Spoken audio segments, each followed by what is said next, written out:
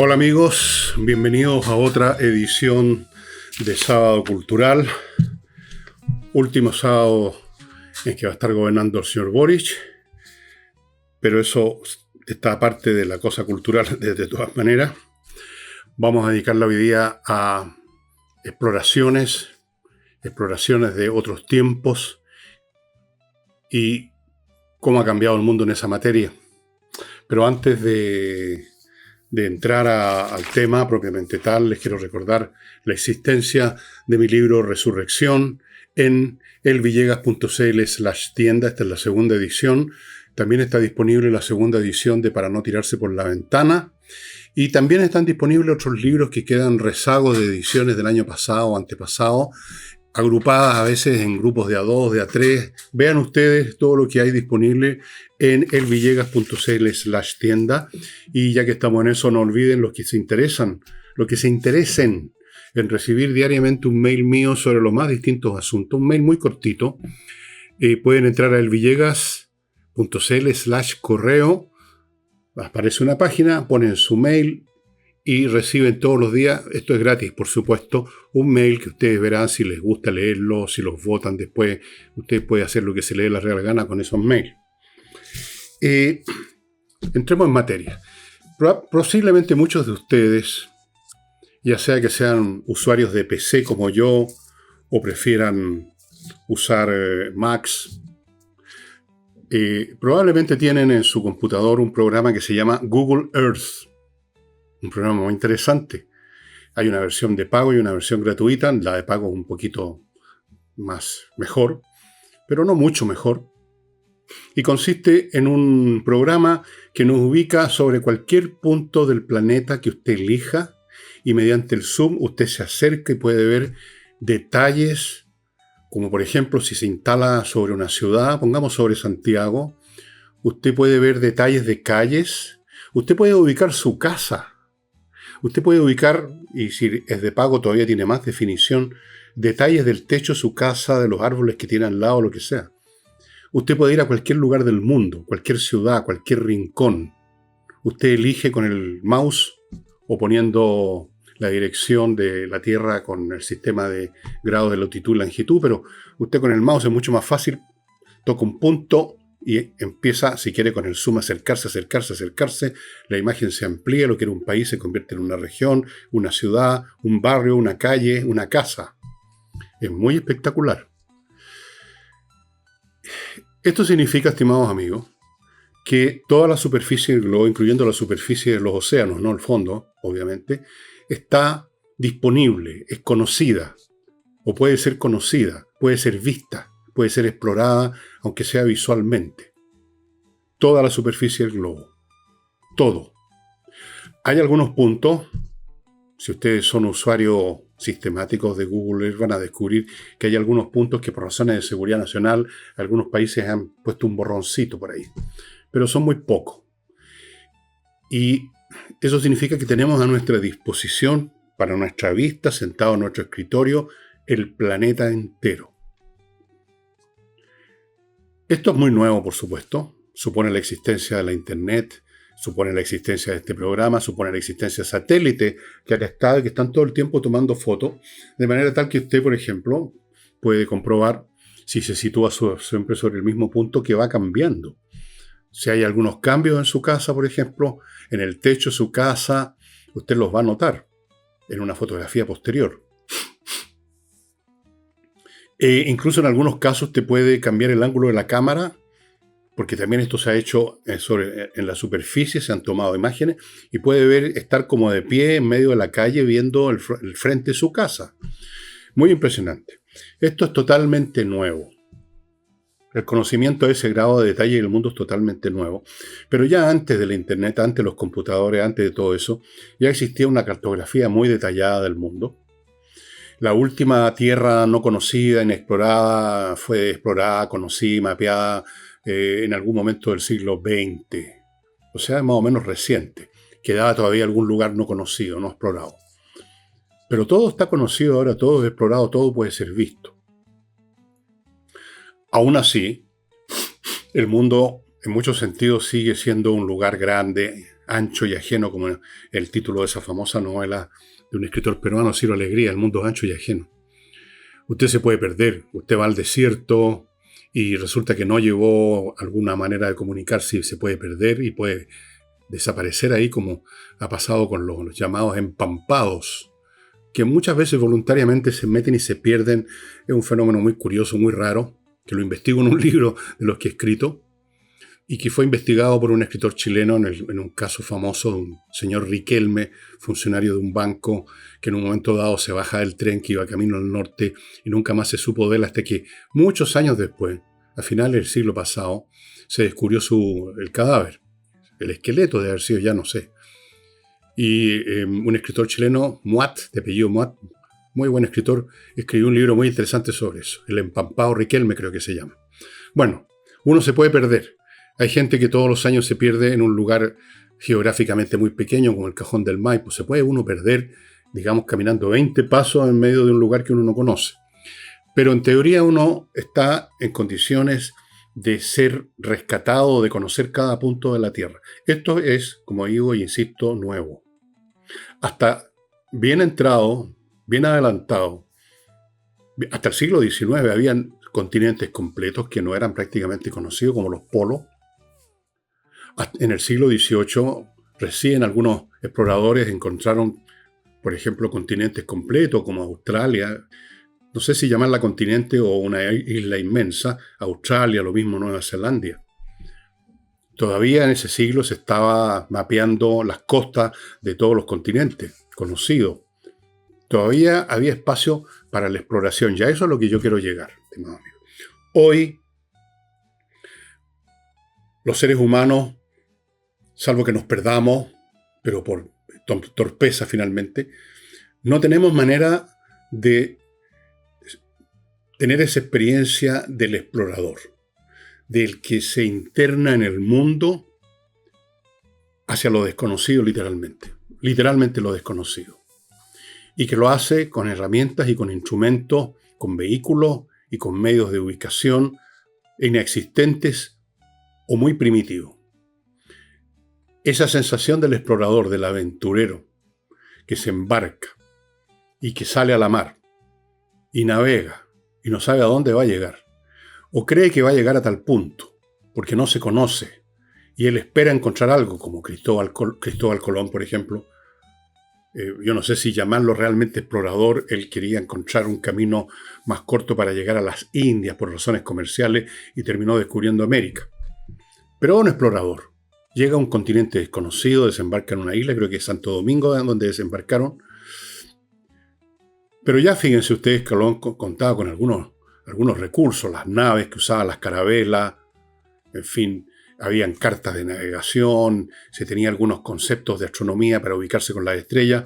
Pero si ustedes retroceden más en el tiempo, se encuentran con exploradores mucho más desprovistos de todo. Esa aventura, ese salto al vacío literalmente de salir a explorar, ya no podemos vivirlo. O, si usted tiene mucho dinero, puede vivir un remedo comercial y bastante fake de eso, con lo que llaman turismo aventura. Turismo aventura significa que en vez de estar usted disfrutando las comodidades de un hotel de 3 estrellas para arriba, lo meten en una carpa miserable y tiene que hacer caca, digamos, en un hoyo y cosas como esa, pero en el fondo está en un lugar más conocido y está rodeado de gente, de funcionarios de la agencia de turismo, del turismo aventura que lo van a proteger. Usted no le va a pasar nada. De aventura tiene bastante poco, tiene mucho de incomodidades, no de aventura.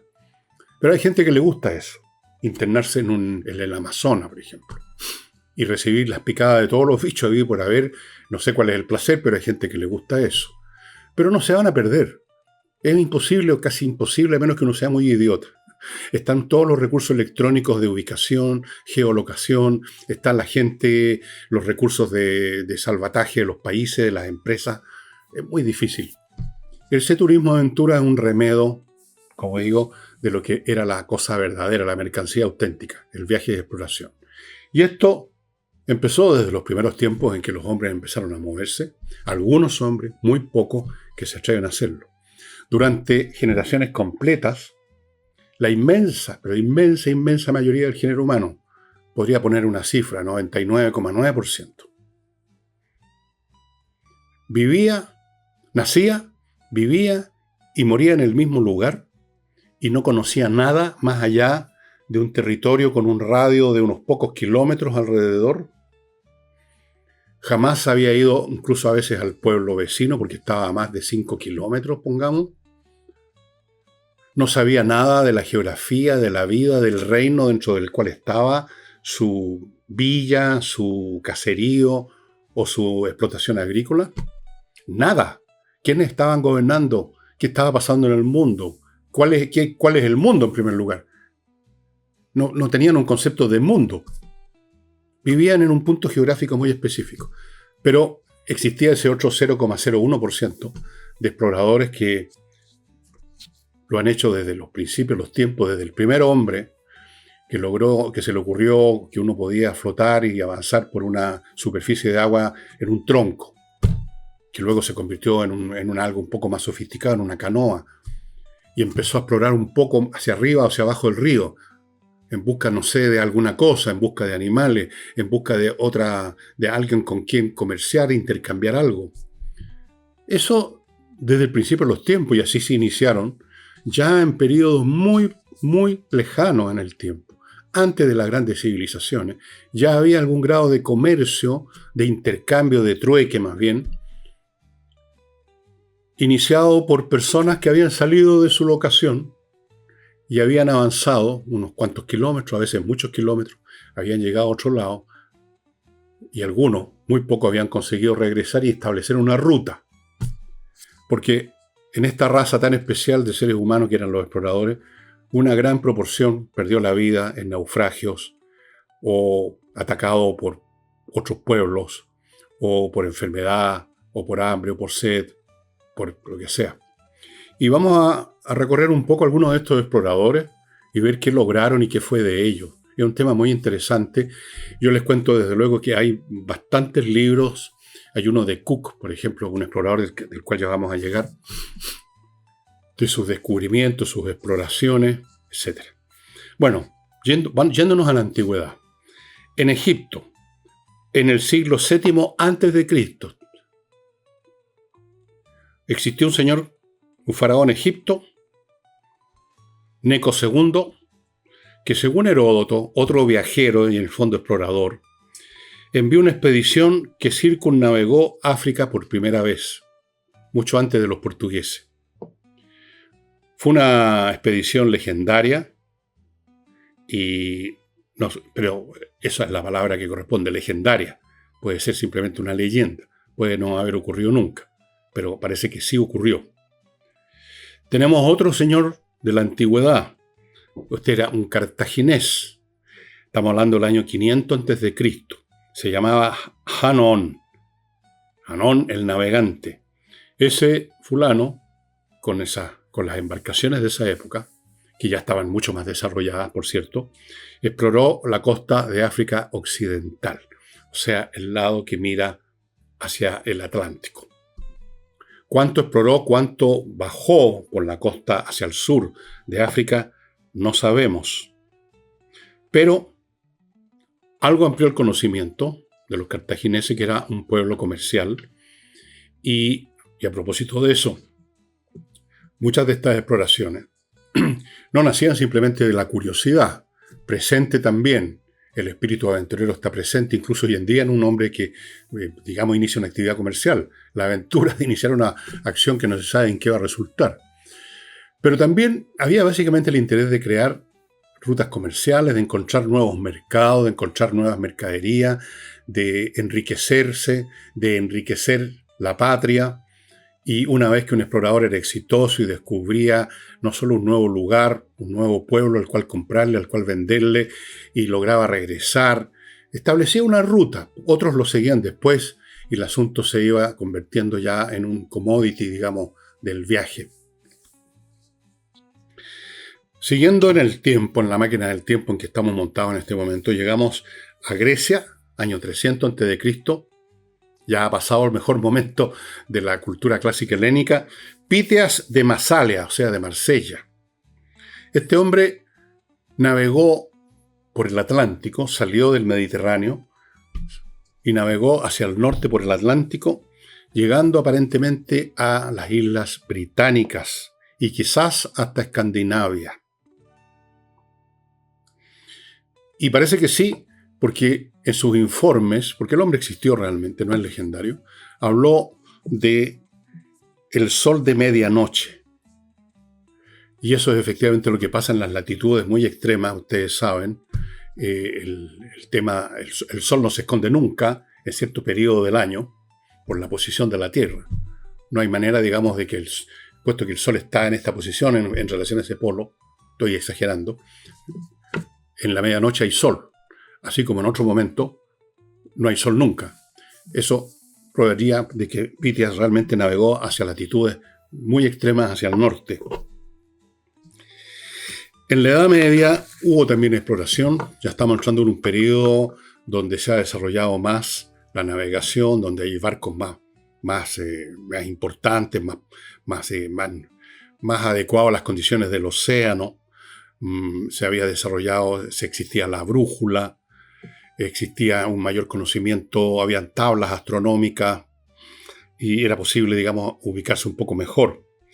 Y tenemos a un señor de Islandia, Leif Erikson, este es del año 1000, o sea, estamos hablando de la etapa más oscura de la Edad Media y en una zona además donde había aún más oscuridad, que llegó a lo que hasta hoy es Terra Nova en Canadá antes de Cristóbal Colón, 500 años antes que Cristóbal Colón. Se asentó en un lugar, pero no duró mucho, pero fue precursor de los viajes de los vikingos al Nuevo Mundo. Esa es otra cosa que hay que considerar. Este señor, y seguramente otros, pudieron haber llegado a lugares que supuestamente se descubrieron mucho después, por ejemplo, América. Es casi seguro de que los vikingos llegaron a Norteamérica América antes que Colón. Pero no se establecieron, no tenían los recursos para establecerse, para iniciar un proceso, digamos, de cultivo que permitiera sobrevivir. Hay que comer. Hay que resistir de las enfermedades nuevas que se encuentran, las inclemencias del tiempo, quizás la hostilidad de pueblos vecinos. Entonces, normalmente estos establecimientos, además, eran de muy poca gente. Eso los hace muy frágiles. Muy poca gente significa, obviamente, que si alguien muere, digamos, eso afecta en una proporción muy alta al grupo. Obvio. No tiene capacidad ese grupo de resistir las muertes, de reproducirse, de mantener una población, además suficientemente numerosa para defenderse, para trabajar la tierra. Entonces esos asentamientos solían, una vez que se les agotaba lo que habían llevado, el stock que tenían inicial, tendían a desaparecer. Se han encontrado, entre paréntesis, los investigadores, arqueólogos, etcétera, han encontrado en algunas partes de América lugares donde quedaron huellas de asentamiento de esos periodos previos a Colón. Hay otro señor, esta vez árabe, un musulmán, Ibn Battuta, del siglo XIV, principios del siglo XIV hasta mediados, que recorrió África, Medio Oriente, India y China y dejó un tremendo relato sobre geografía, costumbres y política de aquellos lugares que visitó. Poco conocido, ¿verdad?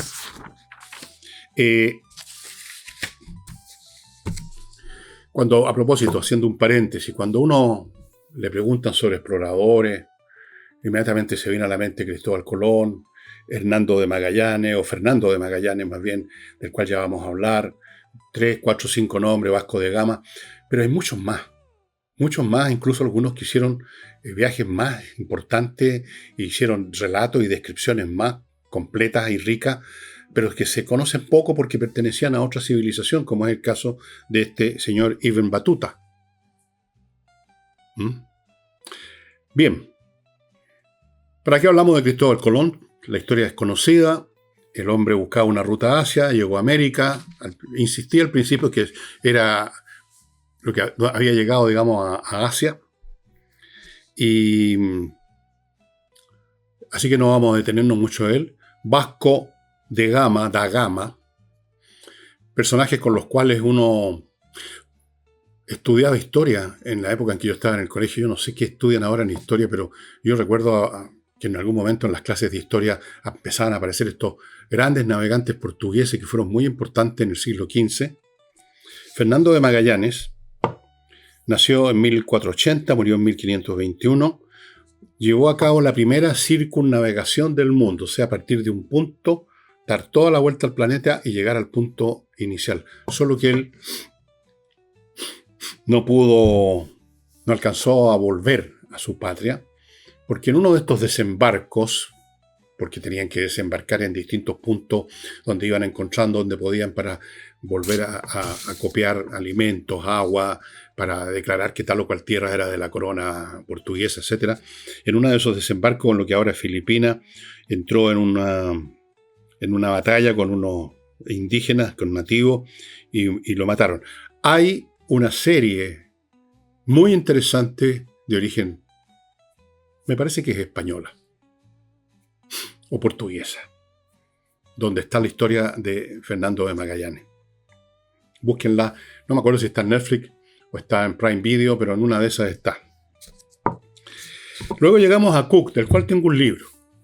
James Cook, 1728-1779, inglés, mapeó, cartografió Nueva Zelanda, Australia y partes del Pacífico, y todas sus observaciones revolucionaron la cartografía y la navegación.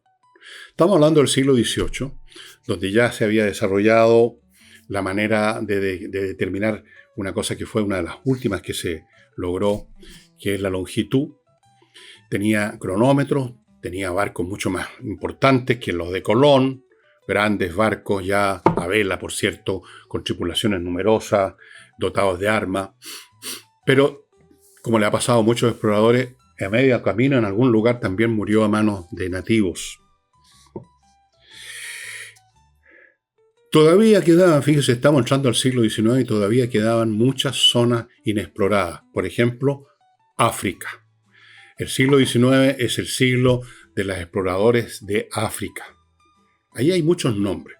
Algunos de ellos son personalidades interesantes per se, independientemente de las exploraciones de África, como Richard Burton, del cual les he hablado en algunos programas hace años atrás, pero lo he hecho. Un tipo que además de ser explorador, escribió muchísimos libros, un lingüista, creo que manejaba, no me acuerdo el número exacto, pero estoy hablando de más de 15 idiomas y dialectos. Un tipo realmente fantástico. Y tengo todas sus obras. Escribió, fue uno de los primeros europeos que entró disfrazado de árabe a la Meca, el lugar sagrado del Islam. Si lo hubieran descubierto, lo hacen pedazos. Bueno, pero hay otros. Livingstone, Stanley. Livingstone, por ejemplo, David Livingstone, escocés, nacido en 1813 y muerto en 1873, exploró África Central buscando, como también lo hizo Barton en algún momento, las fuentes del Nilo. Y respecto a Livingstone, hay una anécdota muy entretenida, muy interesante y muy británica. Resulta que en un momento dado no se supo en dónde andaba Livingstone. Obviamente en esa época, estamos hablando en el siglo XIX, no existía ninguna manera de comunicarse que no fuera por telégrafo. No había telégrafo en África, no había nada. No existía ninguno de los medios de ahora. Entonces se dejó de saber dónde andaba Livingstone. Y partió otro explorador, un señor Stanley, a ver si lo encontraba. Y se internó en África Stanley. Y en algún momento dado se topa con un hombre blanco, que obviamente tenía que ser Livingstone, que estaba en medio de una tribu. Y ahí fue cuando Stanley soltó esta frase famosa, que es casi una caricatura de lo que podríamos llamar el humor, la sobriedad, la frialdad, el talante británico. Simplemente ve a este hombre del cual nadie sabía nada. Él había iniciado una exploración para encontrarlo en medio de toda clase de peripecias y peligros. Y cuando lo ve le dijo, Mr. Livingstone, I suppose. Supongo que usted es Mr. Livingstone. Muy británico, ¿no es cierto? No hubo estallidos de alegría, abrazos. Uno se imagina un italiano, un latino haciendo todo un número así. No, él, oh, Mr. Livingstone, I suppose. Or I presume. No sé cuál de las dos verbos usó.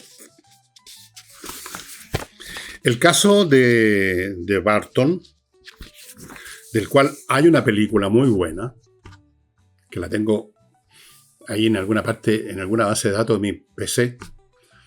Barton fue un caso muy especial. Fue un hombre que fue primero a la India como oficial.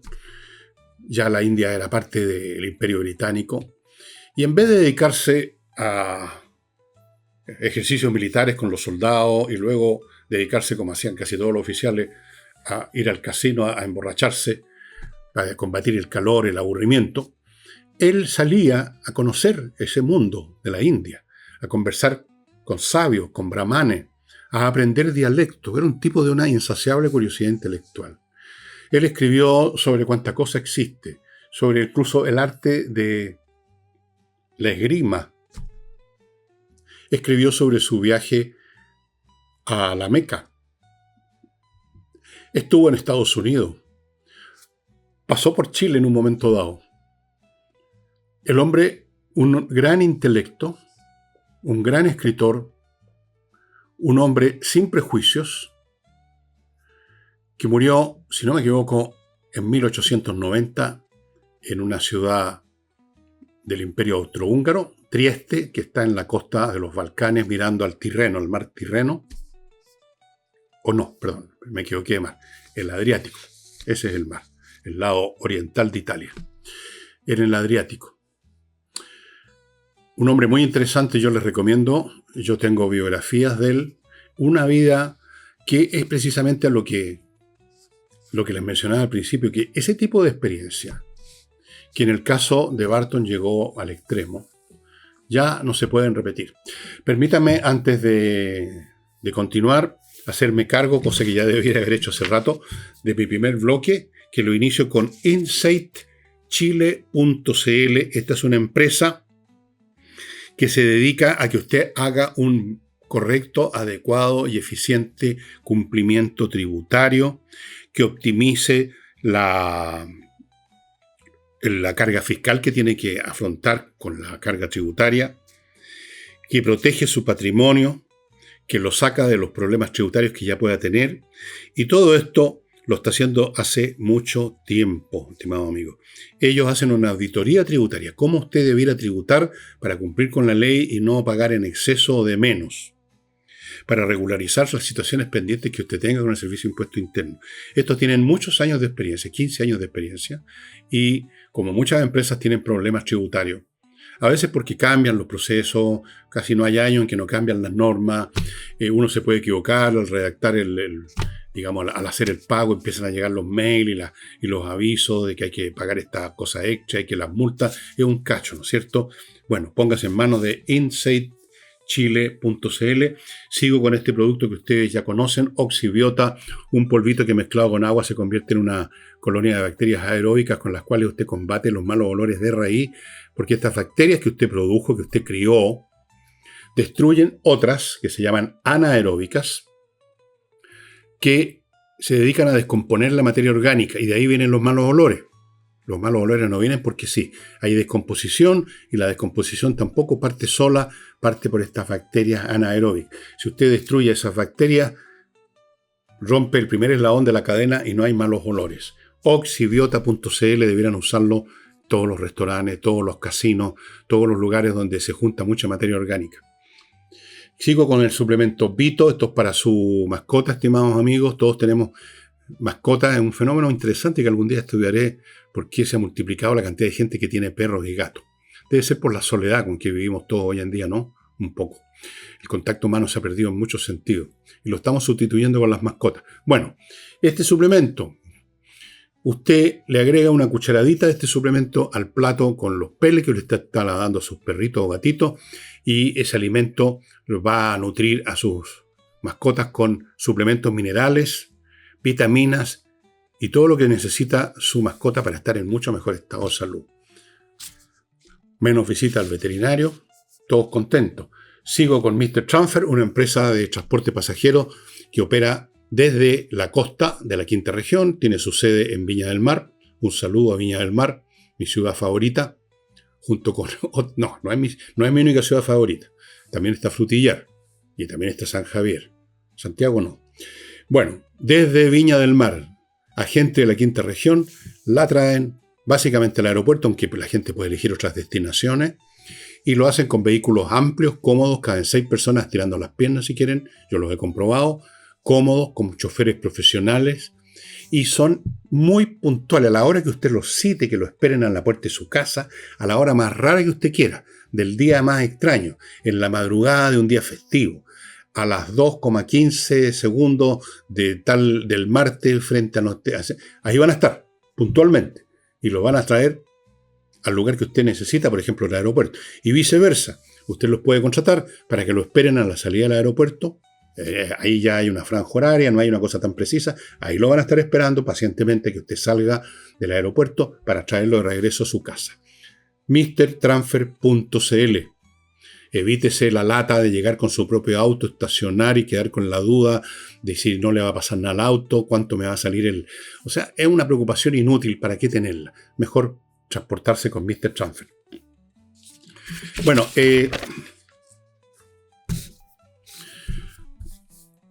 hay una sola zona del mundo de la cual casi el 90% no la conocemos bien, y es el fondo del océano mundial, que agarra distintos nombres según donde lo miremos, pero en el fondo una sola masa de agua, obviamente, salvo en algunos mares interiores, pero tampoco, que están conectados de algún modo o de otro. Bueno, el 90%, pero no vivimos en el fondo del mar, vivimos en la superficie de la Tierra, y eso está todo cartografiado, fotografiado. No hay manera, no hay lugar del planeta. Incluso la superficie de las mares. Usted puede ir a un determinado punto de la superficie del mar, probablemente no va a encontrar nada. Fíjense ustedes, el mar es tan vasto que a pesar de que todos los días, en cualquier momento, hay miles de barcos que están navegando por distintas partes, pregúntele usted a un marino, rara vez divisa nuestro barco, digamos visualmente, con el radar sí, pero también el radar tiene un límite, ¿no? Por la curvatura de la Tierra. Es muy difícil, el mar es inmenso. Usted está en un barco y lo rodean miles de kilómetros de agua a todos lados. Bueno, pero la superficie, usted puede ir a ver una superficie donde va a ser igual a la superficie de aquí y a la superficie de allá, salvo que por casualidad justo le achunte a una foto de ese punto en que estaba pasando un barco. Pero la superficie de la Tierra propiamente tal, de los continentes, de las islas, está todo en las bases de datos de Google Earth. Usted puede ver cómo está plantando lechugas en su jardín un señor que vive en Australia, cómo es el techo de la casa de alguien que vive en Estambul. Es muy impresionante. No sé si usted ha probado este programa, Google Earth, es muy entretenido. Por ejemplo, lo primero que uno hace, lo primero que hice yo fue buscar mi casa. Entonces, Santiago, Ñuñoa, la calle donde vivo, y luego rápidamente ya empiezo a ver cosas que conozco y ubiqué mi casa, ubiqué el techo de mi casa. Muy impresionante. Y sin embargo, todavía el mundo es un lugar donde uno se puede perder si no tiene cuidado. Uno se puede perder en el desierto. Uno se puede perder, como digo, todos los años entiendo que se pierde gente en el Cajón del Maipo, porque, viste, desde el punto de vista geográfico es un lugar diminuto. Claro, cuando uno está en el lugar, pasa algo curioso, y que quizá usted lo ha experimentado en algún otro lugar. Lugares que son pequeños en sí, digamos, desde el punto de vista de la dimensión del planeta. Uno se puede perder fácilmente con unos pasos que da para un lado o para el otro. Eso pasa en el campo, por ejemplo, o en un bosque. Usted da unos pasos fuera del sendero conocido y de pronto se pierde completamente, pierde el sentido de la orientación. Y eso le sucedió a mucha gente justamente estoy hablando del Cajón del Maipo porque ahí ha pasado muchas veces. Todos los años sabemos de personas que han subido un cerro, una cosa así, y no se sabe de ellas y hay que salir a buscarlo. Es fácil porque la Tierra es un planeta grande y nosotros somos diminutos. Caminamos, nos pasa para cualquier lado y nos perdemos. Pero teóricamente no hay lugar, digamos, que no sea conocido. Si usted está perdido en un bosque o en el desierto o en un cerro, y usted tiene un celular que esté conectado o tiene algún otro dispositivo electrónico que conecte con satélite, usted va a poder saber exactamente dónde se encuentra y va a poder hacer algo al respecto. De manera tal que este sentimiento que experimentaron hombres, básicamente hombres, no hubo mujeres exploradoras que yo sepa, no conozco ninguna. Puede que haya habido alguna, pero no sé de ninguna. Ese sentimiento de entrar a lo completamente desconocido, sin saber si uno se va a topar con un continente, con una isla, o se va a encontrar con el fin del mundo, ese sentimiento ya no lo podemos tener. Salvo, como digo, en esta forma ficticia y comercial que llaman turismo-aventura. Pero que de aventura tiene re poco, está todo resguardado, está todo medido, hay, qué sé yo, toda clase de recursos por si a alguien le pasa cualquier cosa, a usted se le rompe una uña en el viaje en medio del Amazonas y llega un helicóptero para rescatarlo. Hemos perdido muchas cosas con el desarrollo de la civilización y uno de ellos es esta sensación, esta aventura de la exploración. Por ejemplo, de un Marco Polo que entra a China, un mundo completamente desconocido. Lean ustedes los viajes de Marco Polo. Todo era nuevo. Eso de encontrar un mundo nuevo. Y ahora solo lo podemos encontrar leyendo ficciones. Leyendo esas ficciones de mundos que no existen. Y supongo que en algún momento en el futuro, porque todavía falta mucho para eso, la raza humana, si es que todavía existe, va a encontrar de nuevo esa sensación de exploración fuera de la Tierra. No explorando el universo, que es una frase ridícula, porque no hemos explorado nada en el cosmos. Lo único que hemos hecho es ir a la Luna, que es un vecino, está al lado. Está algo así como 350.000 kilómetros de distancia. Nada astronómicamente. No hemos llegado a ningún planeta. Digamos, los seres humanos. Dispositivos sí han llegado, incluso a los límites del sistema solar, pero no el ser humano. Nos va a tomar siglos movernos por el sistema solar. Creo yo, quizás menos. Depende de si se desarrollan tecnologías que permiten superar las distancias con más velocidad de lo que se logra ahora. Pero las estrellas, pensar en el viaje a las estrellas es casi para la risa. La más cercana está 5 años luz. O sea, si usted va a la velocidad de la luz, se toma 5 años en llegar. Así que no vamos a conquistar el universo, pero podemos explorar. Y el sistema solar en sí es enorme y nos va a dar espacio para muchas exploraciones. Aunque ya también sabemos bastante del sistema solar. La astronomía sabe bastante, los planetas. No todo, pero algo. Pero igual, en algún momento un hombre va a llegar a Marte, donde han llegado ya varios robots, ¿no es cierto?, que se mueven por la superficie de Marte, toman fotografías.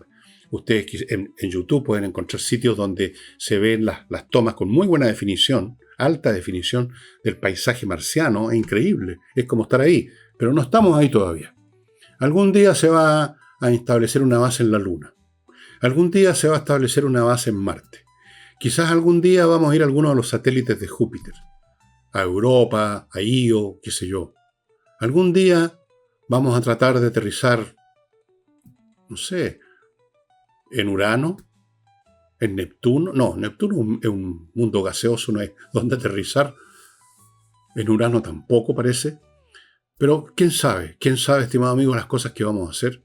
Y ahí se va a abrir una nueva etapa en la humanidad de exploración. Si es que la humanidad sobrevive a sus conflictos internos, a su vocación por la guerra, a su vocación por la autodestrucción.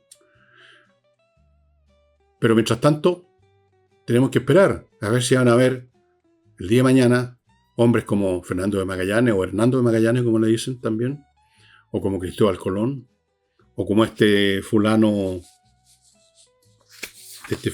árabe Ibn Battuta, o como Heródoto. Heródoto se movió por toda la zona del Mediterráneo. No fue tanto un explorador geográfico, porque se fue a zonas donde existían sociedades, imperios, y ellos sabían que existían, pero exploró por lo menos la cultura, las historias, la etnografía de esas zonas. Lean las historias de Heródoto, son muy entretenidas por eso. ¿Cuándo van a ver Heródoto? ¿Cuándo van a ver Fernando de Magallanes? ¿Cuándo van a ver Cristóbal Colón, que creen ir a Marte y descubren otras cosas, por ejemplo? No sé.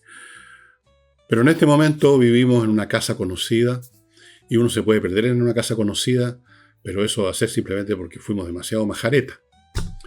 El mundo de la exploración es muy interesante. Yo los invito a que lean, por ejemplo, El viaje por el Beagle de Charles Darwin, que lean los escritos, que lamentablemente se me olvidó traer para mostrárselo, del viaje de Cook,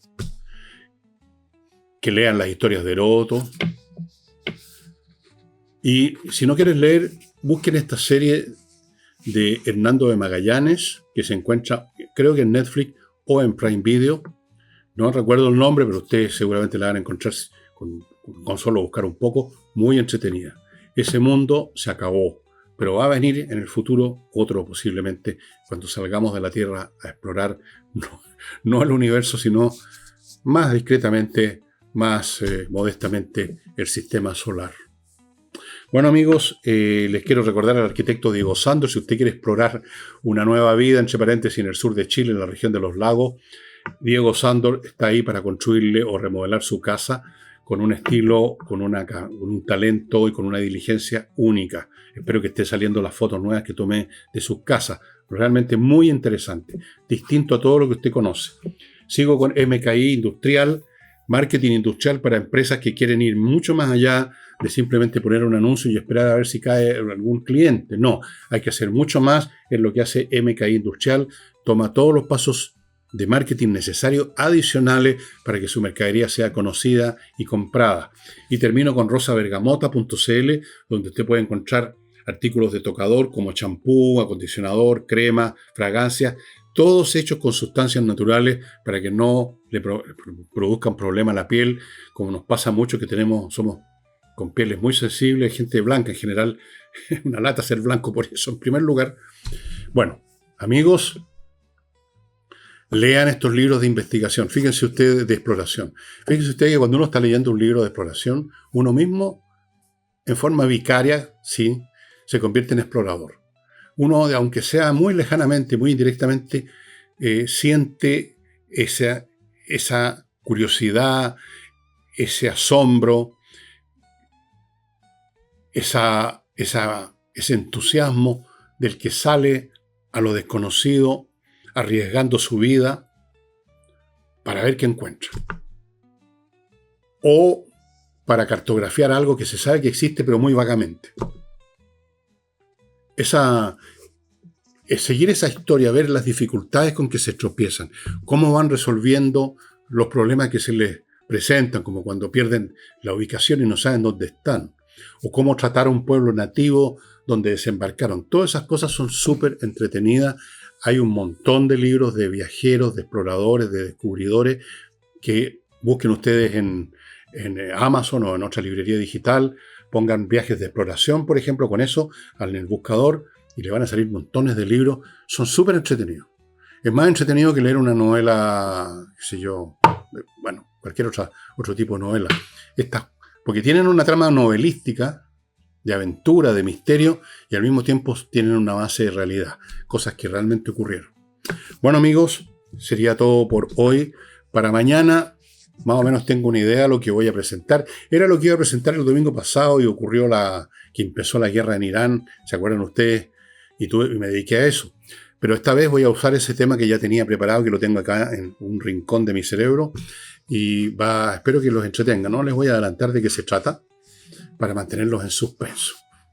Bien, muchas gracias por su atención. No olviden lo que les digo, busquen en Amazon libros de descubrimientos, de exploradores, súper entretenidos.